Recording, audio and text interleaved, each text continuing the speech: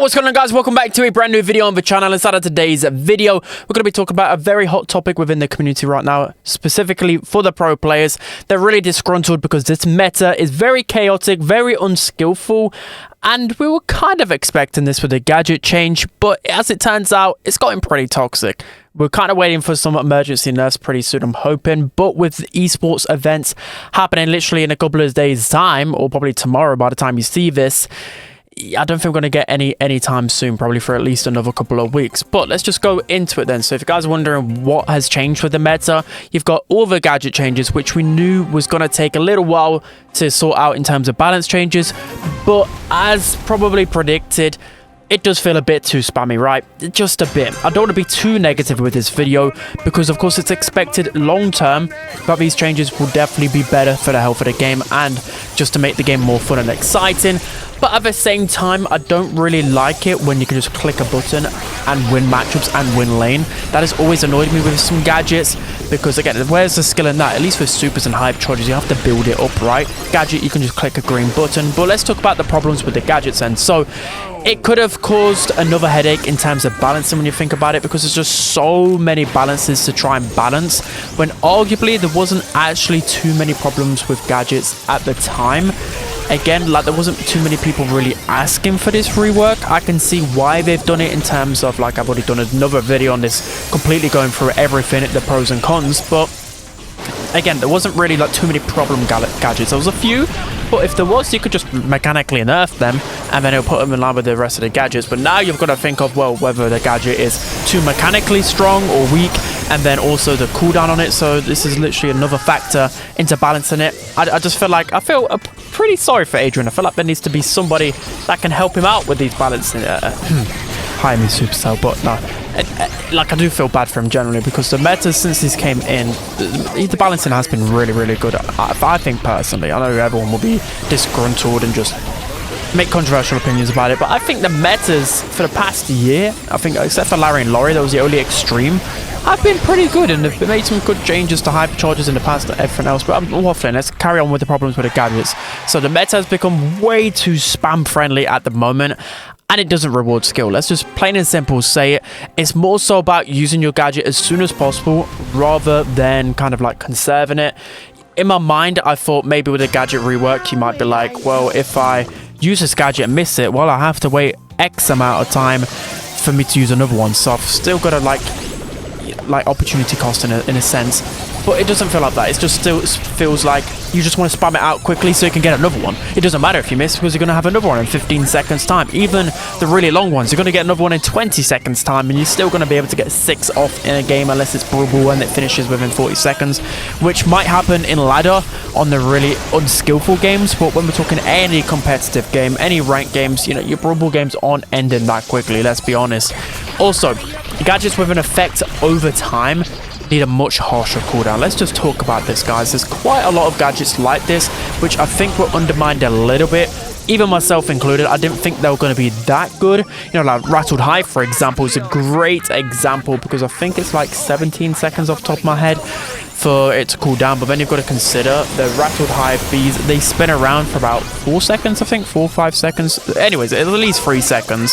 So that's a whole lot of zoning already. Your opponents are kind of like falling back, not wanting to get hit by any of those hives because they can near enough one-shot like 5k HP brawlers, 6k HP brawlers. So it's a lot of damage anyways. So you're going to be able to get control basically every 15 seconds with a click of a button, which is just too annoying. And then of course you've got the Poco gadgets, which we've already done a video on that, which is very toxic with the protective tune spam, because again, there's so many brawlers that get affected by this protective tunes just completely cancelling out with a click of a button, and you're also immune for 4 seconds, which is just crazy. And then you've got turrets for likes of Leon's Lollipop Drop, for likes of Stu's Speed Zone, and there's a few others as well, like Janet's, etc. There's just too much lifespan to those turrets. Maybe they could nerf it in a different way, but definitely the cooldown would be nice.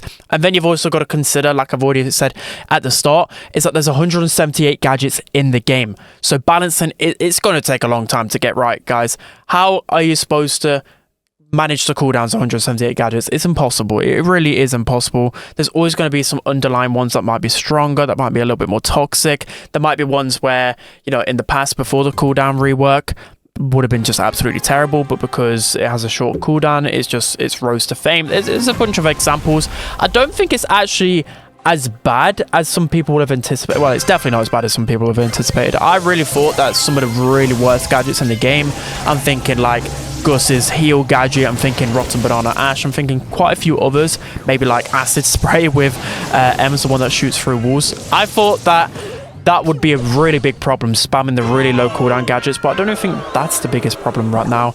I think the main one is just those ones that just everlast for such a long time, like Rattled Hive. It's just spamming out too much. You've also got really OP gadgets that still don't have a long enough cooldown. For example, again, Gray's Walking Cane, where you can just keep spamming it out non-stop. You know, normally with Gray, it's really hard to get your super, but because you always have a Walking Cane gadget, you're always going to get one pull towards you, and then you can get another quick hit. You're always cycling through supers and hypercharges with Gray. The next point is that every 1v1 fight almost feels like gadget warfare. You probably hear me screaming about this on my stream, but it really feels like that right now. There's too much utility being used instead of like raw aim and dodging. I know that that's kind of a lost art right now. We're not going back to 2019 days. I'm not being punched back there. Okay, guys. I still feel like a bit of the skill is being lost here, especially with gadgets in particular. I know Hypercharges has, in a sense, you know, some people can say it's added like a learning curve, a skill expression, but at the same time, it's kind of numbed down those 1v1 fights because you can just click purple button. Anyways, it's the same with gadgets here, because you can every single 1v1 you're just spamming a gadget to try and win your 1v1 interaction, and you're not really punished for it, because you know even if you die, well, the next 1v versus 1 you're gonna have another gadget available, and another one, and another one, and another one, and it goes on because you have infinite gadgets. Will there ever be a moment now in Brawl Stars where you have to think whether you want to time a gadget better or just spam it? Again, I thought that the biggest positive here maybe was that you won't really want to use a gadget too often because of the cooldown. You'll be punished, and it'll be a long time before you can use your next one. But I think the 15-second mark doesn't really feel too good right now. I think that's on average. I think really for you to consider this and consider like thinking, oh, I might waste my gadget here, the cooldown's got to be around 30 seconds. I know that's a long time, but that's the only way it'll be possible, because anything below that, you're just going to be spamming out gadgets. The next point I want to go into is with hypercharges. So I'm not going to make too much of a fuss with hypercharges, because I think they're in a much better spot than what they were at when they first released. If you guys remember, that hypercharge meta was absolutely horrendous, because you could extend your hypercharge duration with the amount of damage that you dealt, which sounded really fun when you thought about it, but then some brawlers you could just end up team wiping with these. For example, like Edgar's hypercharge, Maisie's hypercharge at the time was broken because of this. We had like Bull, for example. There was quite a few hypercharges which was just too good. Anyways, I still think hypercharges are more of a problem in competitive, but also in game modes like Brawl Hockey and Brawl Ball. Brawl Ball in particular, I'm not really liking as much as I used to, because, well, we'll go into that in just a second. But the first point is that there's too many hypercharges that charge too quickly. I really like the last set of balance changes, and I really reiterated in my last balance change video that I did a couple of weeks ago, but I wanted a lot of the brawlers' hypercharge rates to get nerfed. I still think they need to get nerfed a little bit more. I think most of them are in a sweet spot, but there's still some underlying ones that are just way too annoying in my opinion. I feel like near enough any super that charges with like 5 or 6 hits, it shouldn't take 2 supers to charge. It doesn't matter how bad the hypercharge is, it's just too quickly, it's too spammy, the stat boost, everything, it's just too much. The first one, of course, is Janet's hypercharge. I have no idea how that didn't get nerfed in the last set of balance changes, because Janet's hypercharge is just a free kill every single time. It's just too crazy, cycle for it way too fast, and a hypercharge that is essentially a free kill, it should at least take 3 supers, maybe even 4 supers to farm. That's probably overkill, but at least 3 supers, right? And then you've also got like Frank's hypercharge. It takes 3 supers, well, I think less than 3 supers to get, and especially if you're taking damage, can nearly take 2 supers to get. Hank's is less than 3 supers. Sandy on release was 2 supers. You know, Nita's is only 2 supers to get. Cole's only 2 supers to get. I think there's just too much purple button in the game, in my opinion. Again, like, tanks can also charge their hypercharge, which this is one thing not many people speak about enough. Bobby did mention this to me, I believe, a couple of days ago. Oh, he mentioned it somewhere.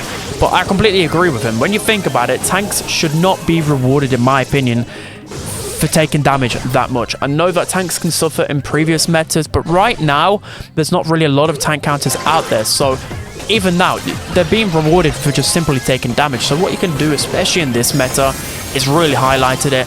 You've got Hank. So Hank, he's okay in a 1 versus 1, and again, like, you can definitely do your work, but it's the fact that there's so many strategies, especially against good players and unfavorable matchups. I could face, like, on a really open map, once they open it up with Griff, B, Maisie, it doesn't matter if they're just team wiping me and I've got a Byron healing me. I'm eventually going to get my Hypercharge through just taking pure damage, because I've got a Byron, because I've got a Poker, because I've got a Berry just healing me, and then I could just click purple button and win. But this is also very familiar with, like, Frank, for example. So I do this a lot with Frank in, like, Hot Zone and Brawl, where I'm just getting destroyed by my tank counter, or just getting destroyed in general, and then just because I've took a lot of damage, I can just click purple button and just run up the map, because the stat boost with the shield boost on top of that, maybe that's another point that they could get nerfed a little bit more with tanks, maybe. But still, in general, I think that's a bit too cheesy. I would like for them to remove that personally. I mean, maybe then, if that's just too much, just buff the Hypercharge rate a little bit so you get it more frequently. But I just don't like how you're rewarded for taking damage. It doesn't make sense a lot of the time, because you also just see this in general play. For example, like good tank players like Primo, for example, they'll actually just try and walk up to players and try and receive a lot of damage, but whilst also staying alive, because if they're just constantly getting chipped down, they're charging their super, they're charging a Hypercharge. So yeah, it's a bit of annoyance. Anyways, next point. Now with pretty much every brawler in the game getting a Hypercharge, scoring in Brawl Ball and Brawl Hockey is just far too easy. It's really frustrating in my opinion, especially when I'm playing ladder, and it's been like this for a long while now, but in particular now, ever more so, because what can happen, right? You can work really, really hard to try and score a goal, and then upon respawn, what happens if 2 of the opposing 3 players, or even worse, 3 of the opposing team's players just press this purple button and they charge up the map? They charge up with Bull, they charge up with a tank. There's just too much power on the opponent's team and you can't stop it. Purple button will literally get them a goal. So I don't know how to really fix this, but it's just pretty annoying to me. Again, I don't know how to fix that. Moving on to another point which a lot of pros are really bringing up right now is the problems with the meta. So I know there's a lot of toxic brawlers in the meta. I don't think it's like the worst meta of all time. I don't think... Well, I would have personally probably emergency nerfed a few of these brawlers like a couple of days ago at the beginning of this week.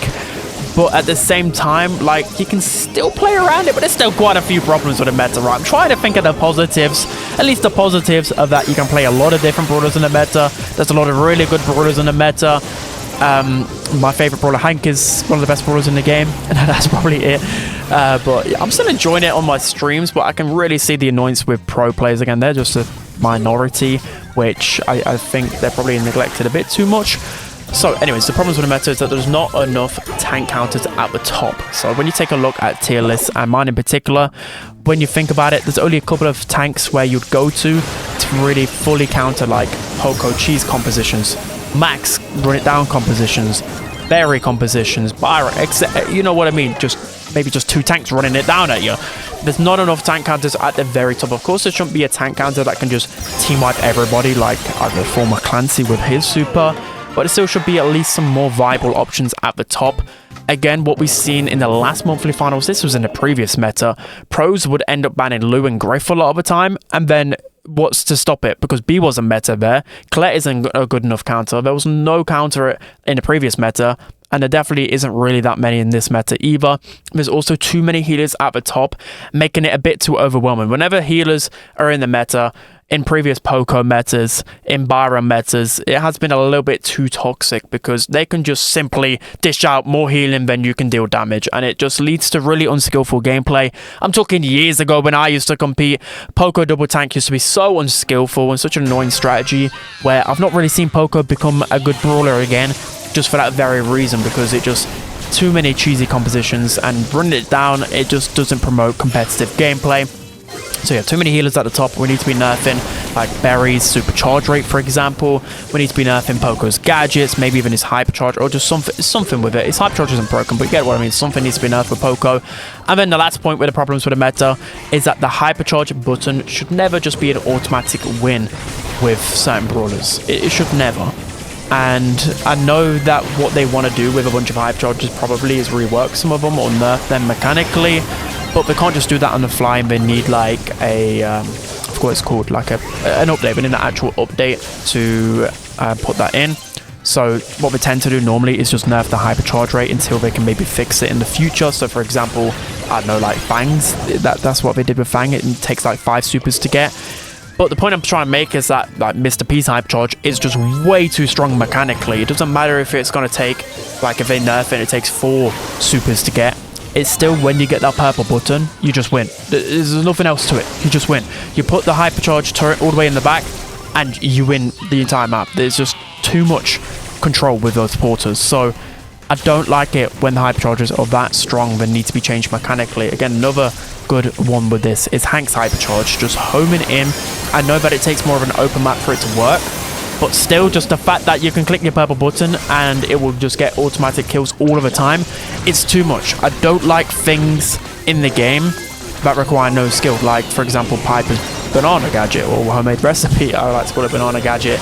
Also like Meeple's main attack. Some of these features should never really be that strong, and Hank's hypercharge is really that strong.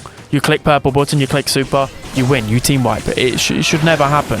It should maybe like a couple of supers should hit, but I think the homing needs to be toned down a lot on it for it to be even in a balanced state.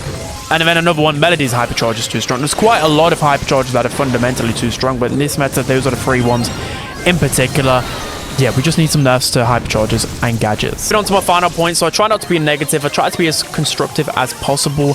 And this is why I always try and come up with some solutions. So this is definitely one thing you've got to do. Like when you're talking to the devs or just want some change in general, they're never going to listen, or anyone in the Brawl team, if you're just going to be negative and just attack them. You've got to come up with ways or just, you know, ideas that can help improve the game. That's what they really appreciate. So anybody's watching that, they're really watching me waffling for this long. But one is that maybe they can make it so at the start of games you don't have your gadget charge automatically. That would be a really good change in my opinion, because it's not just promoting, I don't know, just as soon as the game loads, you've got to press your green button straight away. Like even if it takes 20 seconds, 30 seconds, if they was to nerf every single one of them, people are still going to just press that gadget button at the beginning of the game. I know it might take a little bit of a while for people to get used to, and some people are going to say, oh no, I hate that change straight away. But still, it's annoying. Just think, as soon as I load into a game and there's a rattled hive just facing me, it's just annoying. It is annoying. So they could go down this route for sure. The next route they could take is that all gadgets, I don't know whether this is a hot take, but I personally think now, after testing it for a couple of weeks, I think pretty much every gadget should just get a cooldown nerf of 5 seconds pretty much. I really think that. I think the game needs to be slowed down a lot in terms of the gadget potential spam. Maybe some gadgets can still be left at like 8 seconds, 11 seconds if they're absolutely terrible. But in general, I want most gadgets to at least, I don't know, 3 seconds, let's just say. At least 3 seconds, guys, please. Because I think the normal right now, I would say, is around 15 to 16 seconds, I would say. Maybe 14 to 16, I would say. It's a sweet spot.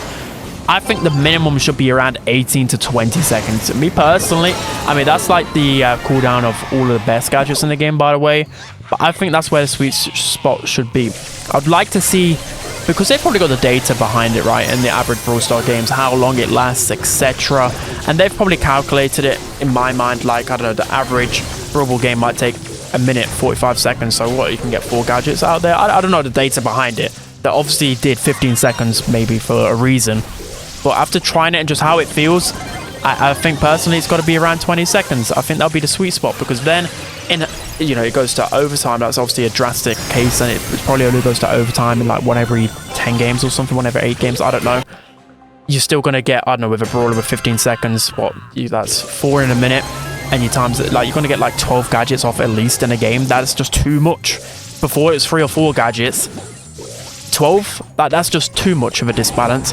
The next point is that there needs to be more bans in competitive. Again, more of a niche point here, but and especially in ranked as well. I don't think they're going to do this in ranked just now, but I think in ranked it's been crying out, in competitive it's been crying out for actually like nearly like 6 months now, in my opinion, that they needed an extra ban at least. Some people have wanted like 6 bans per team, which is too much, but I'd like maybe 4 bans per team. I don't know how they would add that extra ban. If you guys have got any ideas in the comment section. But I think in competitive it's easy to add that extra ban, because you could just globally ban a brawler for the whole series, right? But in ranked, how would they do that? They kind of want to link ranked and competitive to be the same. So how would you do that in ranked? Guys, let me know. But there's nearly 100 brawlers in the game, and 3 bans per team. I just think it's nowhere near enough. You got to remember when it was Power League, I think it was just 1 ban per team, and then that got changed to 3 bans per team. And when that first came out, it really made a difference to the strategy and the meta. All of those bans, they felt like they meant something. Right now, it's like, well, yeah, you ban 3 brawlers, and some of them you just got to waste on the best brawlers in the game, and there's no real strategy behind it because you're still leaving a lot of really good brawlers in the game, right? When you've got last pick, you've just got to ban the best brawlers in the game straight away. When you've got first pick, you've just got to ban the best last pick brawlers straight away, and there's no strategy in between it. So I think there needs to be another ban at least, in my opinion. And then the last one is there needs to be a nerf to the top meta brawlers. So of course there's going to be brawlers like Ollie, Hank, Mr. P, Melody, Barry, off the top of my head, Bees, Gadget, a lot of gadgets that need nerfing. Stu. These are just brawlers off the top of my head that need nerfing. There's probably a few more that I've missed out, but there definitely needs to be a lot of nerfs to the top brawler metas.